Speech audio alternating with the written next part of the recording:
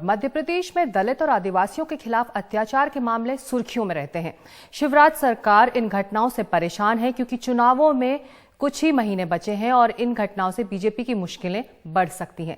कांग्रेस ऐसे में दलित वोटरों को साधने में लगी है। वहीं बीजेपी दलितों से जुड़ने के लिए समरसता यात्रा निकाल रही है, जो 12 अगस्त को सागर में खत्म होगी और उसी दिन वहां प्रधानमंत्री नरेंद्र मोदी संत रविदास के मंदिर की नींव रखेंगे और अगले ही दिन कांग्रेस के मल्लिकार्जुन खड़गे वहां एक मेगा रैली करने वाले हैं।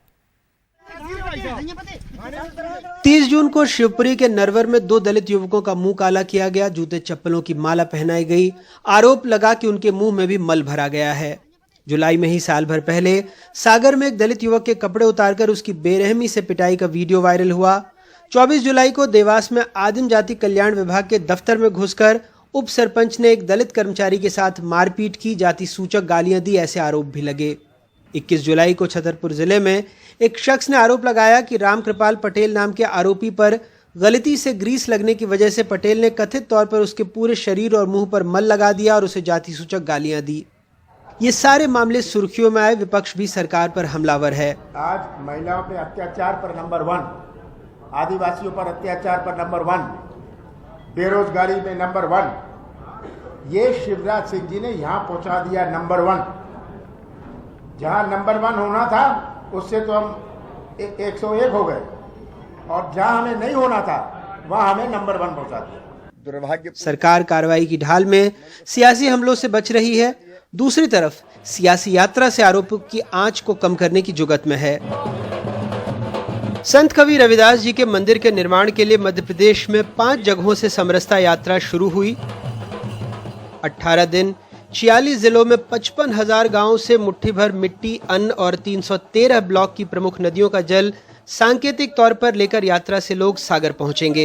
ये सभी यात्राएं 12 अगस्त को सागर के बड़तुमा में समाप्त होंगी, जहां प्रधानमंत्री नरेंद्र मोदी 100 करोड़ रुपए की लागत से बनने वाले संत रविदास मंदिर का शिलान्यास करेंगे। उन्होंने न केवल भक्ति का बल्कि सेवा का भी एक नया इतिहास रचा और इसलिए सरकार संत रविदास जी का एक भव्य स्मारक मंदिर सागर में बनाने जा रही है। एक दिन बाद 13 अगस्त को कांग्रेस के राष्ट्रीय अध्यक्ष मल्लिकार्जुन खड़गे उसी सागर जिले में एक मेगा रैली को संबोधित कर सकते हैं। मध्य प्रदेश में 16% दलित वोटर है और इन्हें गेम चेंजर माना जाता है। यही वजह है कि दोनों दलों के नेता बुंदेलखंड का रुख कर रहे हैं, जहां दलित आबादी लगभग 20 से 25% है। विधानसभा की 84 सीटों पर 80 लाख दलित वोटर हार जीत तय करते हैं। मध्य प्रदेश में 35 सीटें एससी वर्ग के लिए आरक्षित हैं। 2013 के चुनाव में जब बीजेपी ने 230 में 165 सीटें जीती थीं, तो उसे 35 में से 28 सीटों में जीत मिली थी, यानी कुल 80%, जबकि कांग्रेस सिर्फ 4 सीटें जीत सकी थी। उसके बाद बसपा 3 सीटों के साथ तीसरे नंबर पर थी। हालांकि बसपा का 2003, 2008 और 2013 के विधानसभा चुनाव में 69 सीटों पर मत प्रतिशत औसतन 10% से अधिक रहा, लेकिन 5 साल बाद 2018 के चुनाव में 35 एससी आरक्षित सीटों पर बीजेपी की संख्या घटकर सिर्फ 18 रह गई, जबकि कांग्रेस की गिनती 4 गुना से बढ़कर 17 सीटों पर पहुंच गई। दोनों दल दलितों को लुभाने की पूरी कोशिश में है, लेकिन इसके बीच एक स्याह हकीकत है। मध्य प्रदेश में दलितों के प्रति अत्याचार। देश में 25.82% मामलों के साथ दलितों के प्रति अत्याचार के मामले में उत्तर प्रदेश पहले नंबर पर है। 14.7% मामलों के साथ राजस्थान दूसरे नंबर पर और 14.1% मामलों के साथ मध्य प्रदेश इस पायदान में तीसरे नंबर पर है। हालांकि सूबे के गृह मंत्री कहते हैं उन्हें आंकड़ों पर भरोसा नहीं। सीधी जैसी घटना पर तो दुख होता ही है, लेकिन आंकड़ों पर विश्वास नहीं होता है। पर आंकड़े तो आपकी है ना, एनसीआर भी तो सिर्फ डेटा कलेक्ट करता है। उसके बावजूद भी हमने कहा हम जो बोल रहे हैं इसका जवाब दो ना। छुटमुट घपलाओं से आंकड़े अगर बन जाते हैं। 2018 के चुनाव में SC/ST एक्ट पर आए सुप्रीम कोर्ट के फैसले ने दलित मतदाताओं को नाराज कर दिया था। हिंसा फैली। तत्कालीन सत्तारूढ़ पार्टी बीजेपी को ग्वालियर, चंबल और बुंदेलखंड में खासा नुकसान हुआ।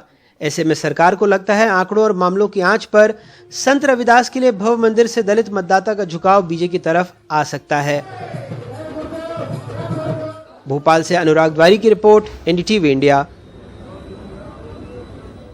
साफ है, दोनों पार्टियां गेम चेंजर दलित वोटरों को इस राज्य में हर कदम साथ लेकर चलना चाह रही हैं। सागर, जहां संत रविदास के मंदिर की नींव रखी जा रही है, वो बुंदेलखंड का गेटवे है, जहां दलितों की संख्या बहुत ज्यादा है।